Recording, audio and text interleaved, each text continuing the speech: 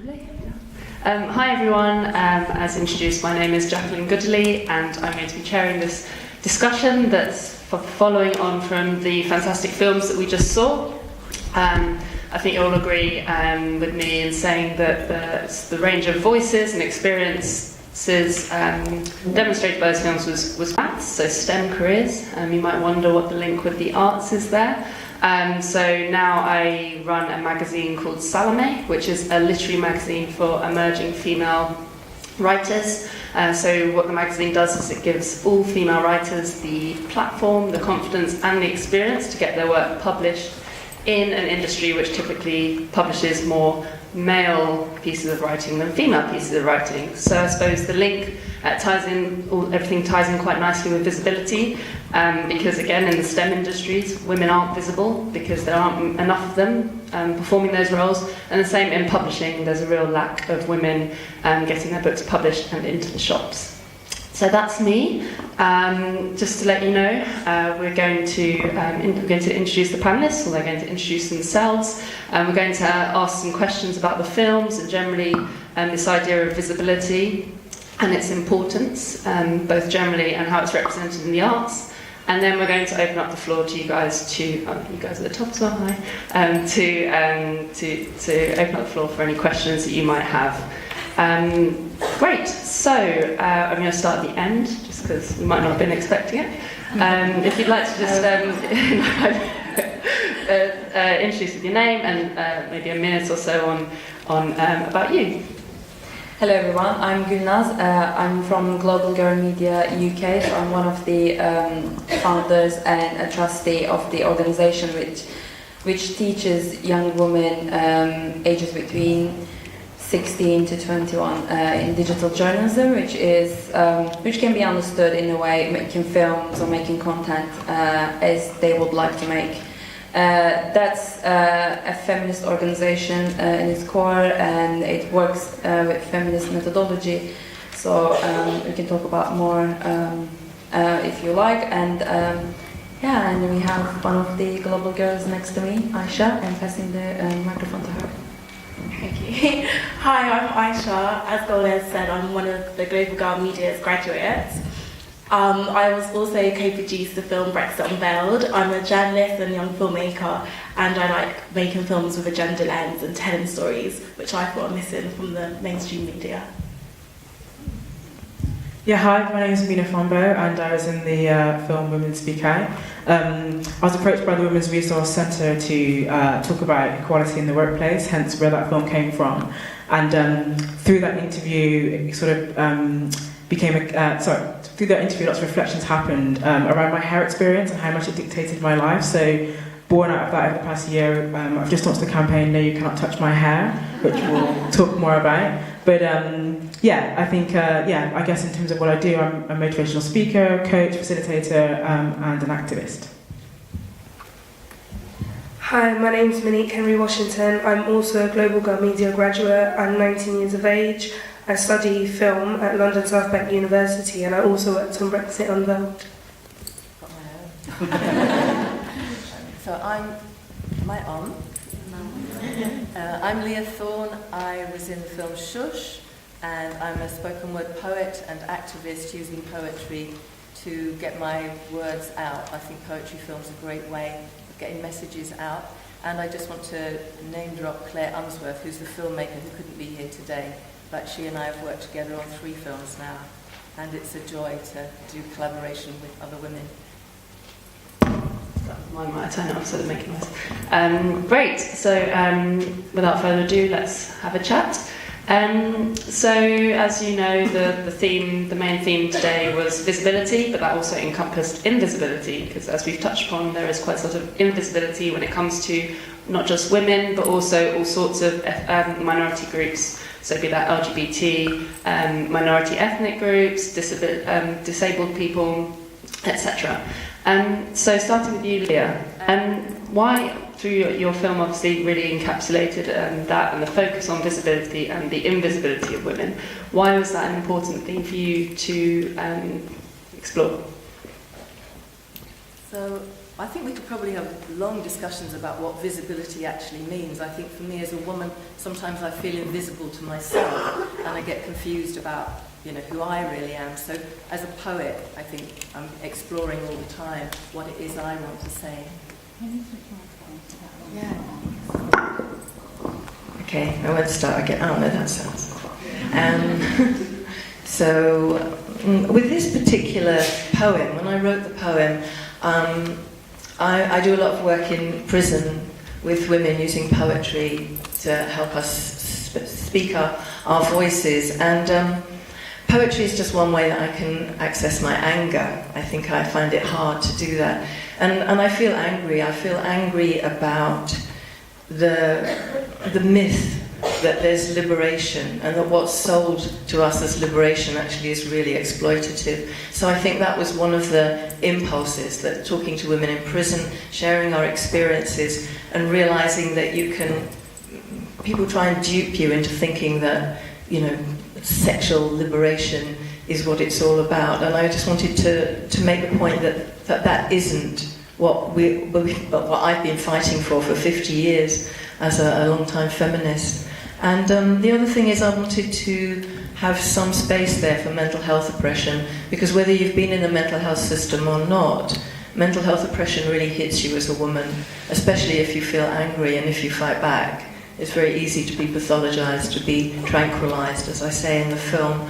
And so working with Clare, she helps me find ways of making visual images, taking the words. And so working with the 3 young women was fantastic for me as a woman who's nearly 70, working with these young women and seeing the commonalities that we share as women and also the very big differences. So it was wonderful seeing them interpret something like, you know, that I could only say in words, but that they could move to it. And I think that's one of the strengths of the film, is how they've really embodied it. I could say much more, but I'll stop. One of the lines that I really enjoyed in your film was the one about the pedestal. So how women can both be put on top of a pedestal but then find themselves underneath and suffocated. So, you know, there's that focus on the polarization of, you know, either sort of revered or sort of pushed down. Make up for the, you know, people who created the film. Did it mean more to you how it would be received? Kind of, but I feel like one of the main things that me and Aisha are always saying, like, we're trying to break boundaries. Like we said in our last interview as well, we're not trying to go by like mainstream media, we're trying to show like reality. And yeah. And Mena, on the some of those points there. So obviously being visible isn't always necessarily a good thing, depending how visible you are and the reaction to it. How can we make sure that if people are visible and women are visible, that they're getting the right sort of attention? So for example, you know, your hair, you don't want it to be a big deal, you don't, as your t-shirt says, you don't want people coming up to you and touching your hair. Is there a way to ensure that, you know, the visibility gives women what they want and what they need, rather than being sort of pointed out or singled out? Just to correct you, I definitely want my hair to be big. Like, I didn't say you want it to be big. Yeah, big deal. But no, yeah, I personally think it's what's possible to be visible, but obviously it's like people's reactions to that visibility. I think one of the things that film brought up, as I was saying, is that just a lot of memories and like stories, and so they actually cut out a lot of the stories that I told, probably due to the language. But I can walk down the street and be called a black cunt. People will shout at me saying I've got pubes on my head, and depending on my hairstyle, I'll grab me in the street. So I think for me it's about people seeing me as human. And I think part of the idea of the no, you can't touch my hair idea is I'm not an object, I'm not here to be grabbed, I'm not here to be touched, I'm not just a black this, I'm a woman, I'm human, and I guess to be respected as many other races are. Great, thank you. And at the very end, if you want to pass the microphone along, so all of the films covered very different perspectives here and touched on very different issues. Was there anything that you found particularly difficult in representing the topic you chose to represent in your film? in the film, actually, our trainees girls decided to make. That was interesting for me to understand, because I'm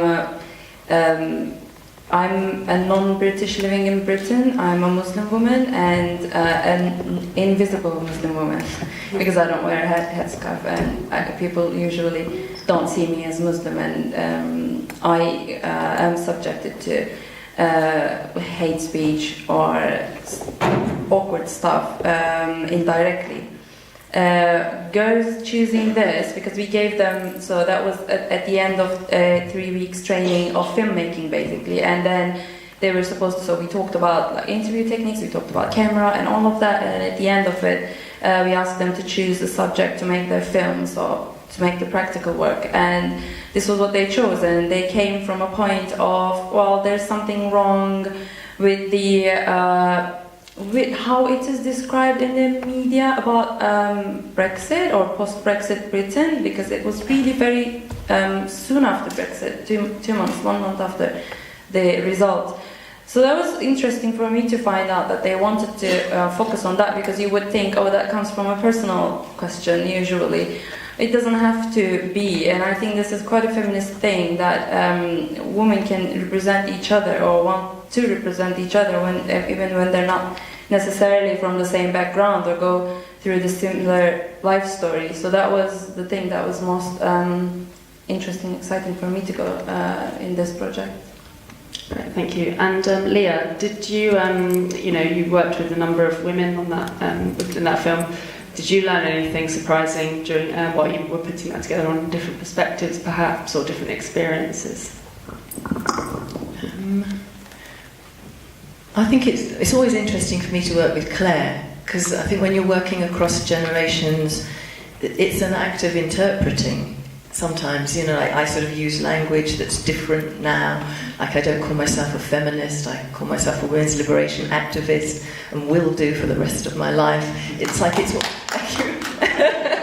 it's just that our language is different, and the world is very different. And so one of the things that was really great was seeing the commonalities. So one of the young women has had really debilitating anorexia, and just even mentioning a psychiatrist and tranquilizers meant that it opened the door, and we could have really honest talks about what had happened to us and where we'd started to doubt ourselves. And what was wonderful is these young women, they wouldn't, even all three of them wouldn't necessarily identify as feminist, but they completely understood that it's not an individual problem, that when you understand the structures, like you were talking about, when you understand the sort of the structures, then you can see that you're not the problem. And can I just say one other thing that I forgot to say before, which is that my project at the moment is called Older Women Rock, and I've got some flyers about a film screening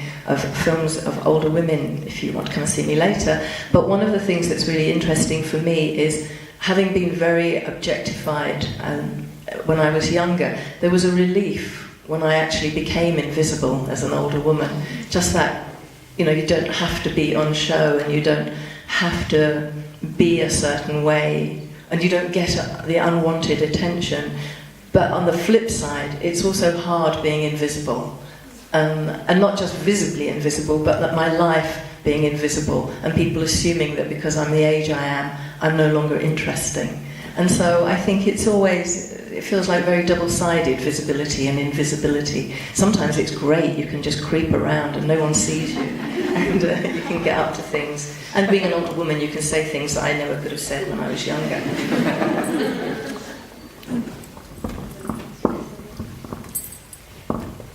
Just sort of bouncing off that comment, I do think there's something interesting about having all-female spaces, and the conversations and sort of discussions and the comfortability of being around other women and being able to relate to common struggles. I think it's really interesting, and I think is something powerful about having all-female spaces and just being able to hold those conversations. And I mean, working with Global Girl Media and on our film, there's something really interesting about women being only women being involved in all aspects of production, so being behind the camera, being in front of the camera, being the editor of a film. I think it does give the final product a very different look, and perhaps that is something about women working together and sort of coming together for a common cause. Yeah, great, absolutely, and glad you round of applause. I'm glad we've come on to discussing female spaces actually, because while we're at it, we may as well mention the guy from Google. He was going to come up. So most of you will know that in the last week or couple of weeks, a guy from Google decided that he didn't, now ex-Googler, decided that he wasn't in favour of the diversity policies at Google, and that actually there probably wasn't as much of a problem as everyone thought in terms of gender equality. Yes, let's laugh. And he consequently lost his job. Obviously, there's various takes on that. Should he have lost his job? Shouldn't he have lost his job? That's for another panel discussion, probably. But let's go to Mena. Did this reaction from probably a white privileged male shock you at all? Yeah, a little bit, you know. I mean, not all white men are like that. So I think for me, the main thing I pick up on is just the fact that those spaces do need to exist. One of the things I do in Bristol is I have a project called GG Purple, and it's targeted at working with black women. And when we had a co-counselling session, when you have a space that's black women or women of colour, you can start the conversation from a different place. So if you want to talk about how you feel in relation to, I don't know, an experience of racism, you don't have to feel the need to explain to someone who may or may not understand, not assuming that everyone won't understand, but you start the conversation from a safer space. So I think that extends to when you have those women-only spaces that you talk about, or women-only sets. You can start the conversation from a different place, and there's a shared platform and understanding. So I think it's right that he got fired. I think who is he to say what we need or what we want? Fair enough. Monique, do you have any thoughts on, have you benefited from all-female spaces at all? Yeah, I have. When I was working with Global Girl Media, I feel like I was more comfortable because obviously I go to university as well, so I'm working with like males in my university, and you can kind of see how they react. Like if you want to do cinematography, like they will move it in like a certain type of way, and I feel like it's just mainly because the industry is very male dominated, and like for me, I'm a part-time videographer, so like I edit, and even when I show my stuff to like my friends and stuff, they don't believe that I would have created something like that. I'm thinking like, why is it because I'm female? But I don't know, I feel like the female space is really encouraging because it allows you to step out of your comfort zone and you're just more yourself, as opposed to like being in a male dominated space. Yeah. I totally agree. The work I did with Stemmettes, we'd run all-female, for girls and young women, spaces for girls to get into STEM. And just even in the fact that knowing that there are other women or females out there that like the same things as you and care about the same things is really important just for confidence and all sorts. So yeah, I absolutely agree on that. If you just want to send the microphone right down to the end again. So in one of those films, the one on Lucy and the strength of 1,000 writers, what really struck me is right at the end where it says, 89 years she fought, and all the stuff that she fought for, and how long that took, and partly how little change there was. We still are seeing the same problems persist today, and there is this sense of, well, when's change going to come? When's change going to come? And obviously, it's a lot longer than 89 years. Do you have any particular ideas or things that you think would be helpful? Just solve all the world's problems. But for you, and perhaps relate it to your experiences, what do you think? Even a small thing that could be done to really push things. Yeah, I believe in small things more than bigger heroic things, which also I appreciate. So Lucy's story is quite remarkable and admirable. But at the same time, I like really little touches in everything. Like the film Mena speaking, it takes place in a kitchen. At the beginning, I thought, oh, kitchen, women talking. So are we supposed to take her out of the kitchen? Like, if it was a man, if she was a man, or would it be in front of a car garage or in front of the bookshelves, or so thinking about like changing little narratives. But then I thought, yeah, kitchen is fine because political stuff is also happening in kitchen. So let's reclaim the kitchen kind of thing. And these sort of like really small touches, even on the things that we feel like it's kind of stick on us, like. And Aisha, perhaps as new and students of the industry, do you think there'd be anything? Is there anything that would be particularly helpful for you to improve on equality? I think it has to be attacked from two levels. I think grassroots activism, and I've seen a lot of established female professionals really using their skills and sharing their knowledge and mentoring younger girls, and I think that's really important, just to give girls the confidence and show, actually, I'm here, I'm doing it, there's no reason why you shouldn't be either. So I think there is that's really important. But then I mean, one of the films earlier mentioned the idea of quotas and having some sort of government backing and legislation to really push that difference, and I think that's really important. I think that film industry, money talks, if you want to, in some sort of sense. And I do think that female directors and female producers should get 50% of the money and of the funding for films. And I think that's really the only way where we can truly create equality, when there's government legislation to back us and to really ensure that the film industry represents everyone in society.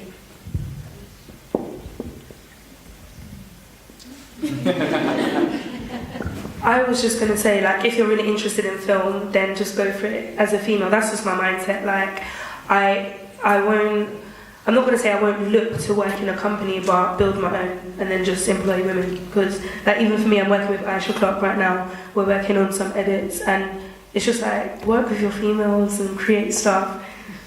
Not forget the men, but yeah. Just get some women together and do it.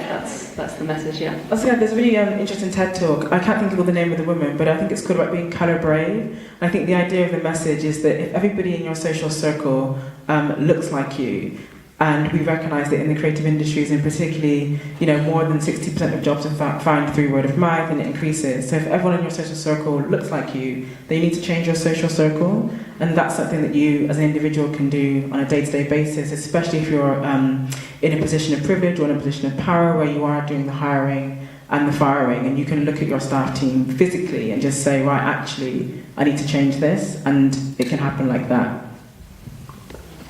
Absolutely. And Leah, do you, have you seen any things that have given you hope in terms of change, or have you had any brainwaves that might move the dial a bit?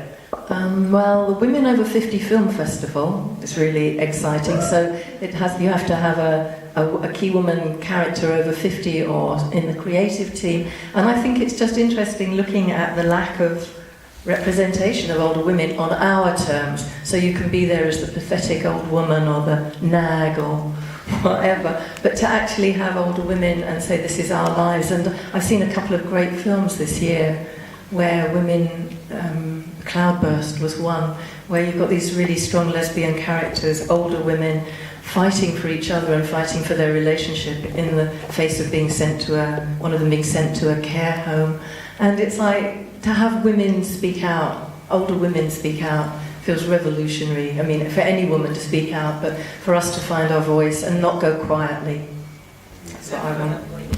It's a good note to end on. Great, thank you. So now I'm going to open it up to the floor. I already see some eager hands, which is great. I reckon a microphone will be coming to you, possibly, if you've got a question. Okay. In the middle here, do we have a mic?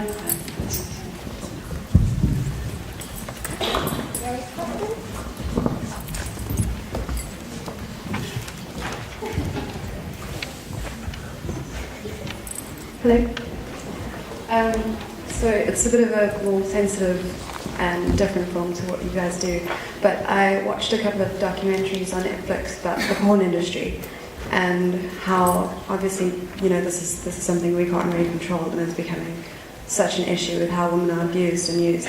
And there's a lot of women that have sort of all women's spaces creating films, but it's obviously very expensive for them to do. But I think it's a good change for the problem that we can't really solve. Does anyone have any thoughts on that?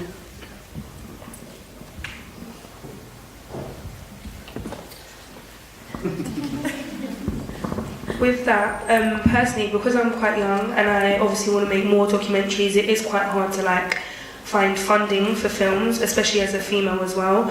But there's like other opportunities, like for example, people that you know that you can borrow like cameras. I don't know if that's. No, I don't. I'm don't not involved in any of this. I just was interested, and I thought that it's a really important problem at the moment. It's obviously.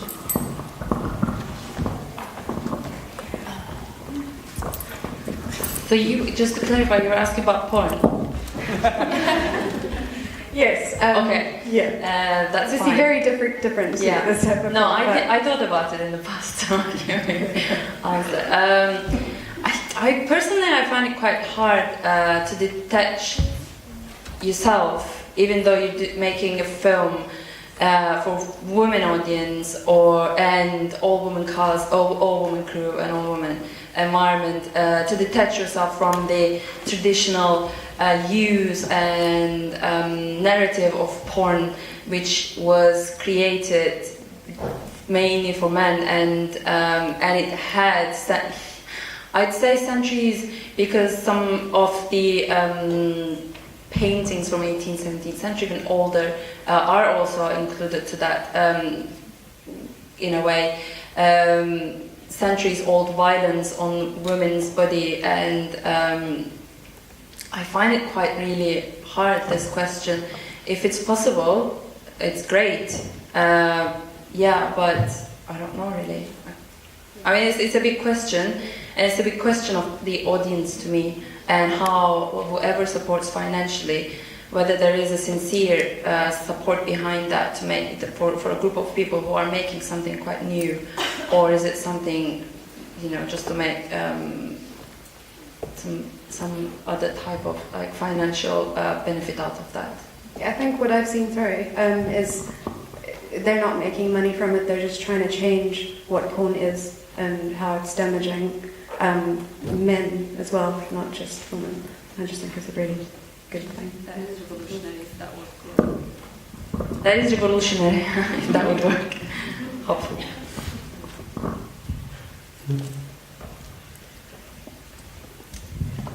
I just wanted to touch quickly upon Leah's comment about not being a feminist. As a really proud feminist, that the comment just it doesn't sit well, and I was wondering if the rest of the panel would be able to maybe just have a discussion around the importance or their views on the word feminism, and just discuss that word.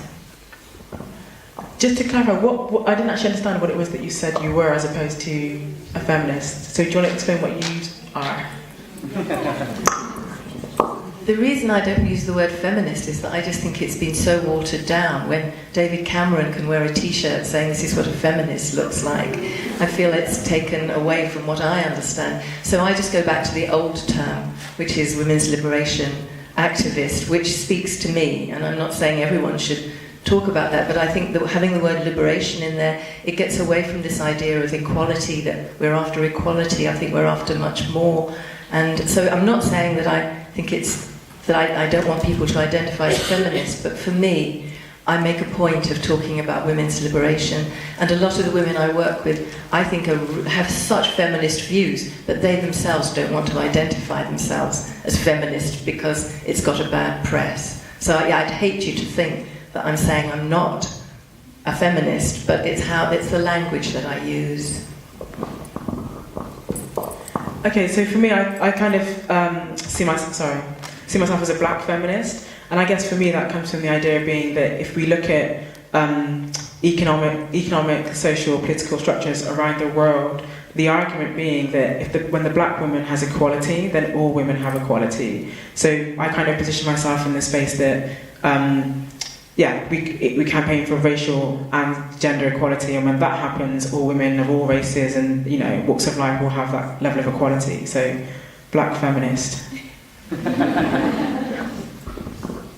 I think you touched upon a really interesting point. I do refer to myself as a feminist, but I do think feminism has been watered down, unfortunately. And if you look at a lot of adverts, and I don't know if you look at a lot of brands, they'll use this sort of feminism, female empowerment message to sell and push products. So I do think there is a sort of sense that perhaps the word feminism and what it stands for is being watered down. But again, I think that's about us reclaiming the word, reclaiming our own narrative, and really being the owners of the word. And yeah, just reclaiming that narrative and reclaiming feminism. Just one word. Sorry, I feel like talking too much. Nobody can make me give up on, the statement that I'm a feminist, regardless of how popular it can become, regardless of, Dior can make a campaign on it, or people I hate can wear T-shirts. I'm a feminist. I will always be a feminist, and that's something I'm doing for myself, and that's something I'm doing for real feminism as well. If there is one real and there's one fake.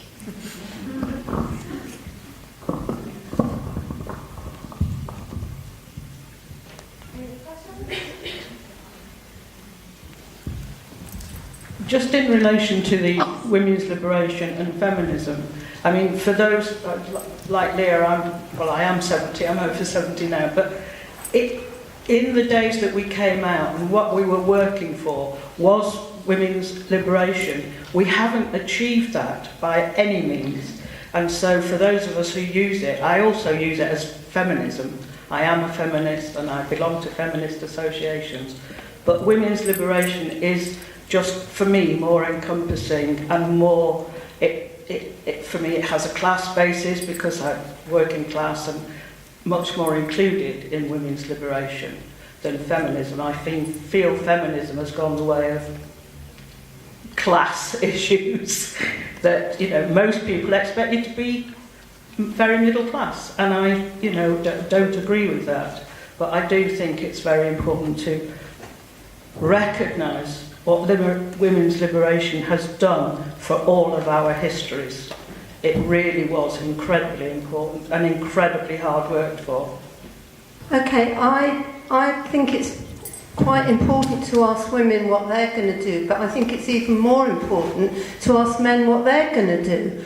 And why are we just kind of sitting here saying, oh yeah, well, women are not confident and we should be more confident. Yes, of course, that's true. But also, men have to take responsibility for what they're not doing. They're not doing 50% of the childcare. They're not doing 50% of the housework. They're not complaining about the fact that they're earning more money than the woman they're sitting beside. So let's ask the men to do more instead of us going the whole time, well, what can we do about it? Because I think we're doing quite enough already, actually.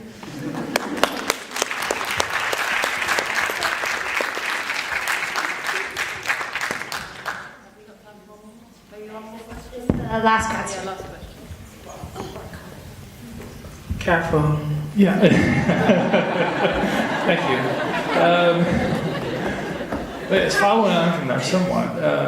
I guess I'm struck that we're talking about women getting into positions of power, which implies that the filmmaking industry is a hierarchical system, which it is. And so I just wanted to at least raise the possibility that filmmaking could be less hierarchical.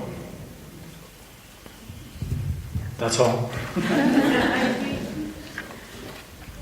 Does anyone on the panel want to finish? Closing comments? Jacqueline? Has anyone worked in a team where it has felt a bit flatter structure than as hierarchical as some others perhaps? Always just very hierarchical? No, I think this is exactly what we do in global girl media, which doesn't really have a hierarchical structure, and that's what we call how we do things in a feminist way.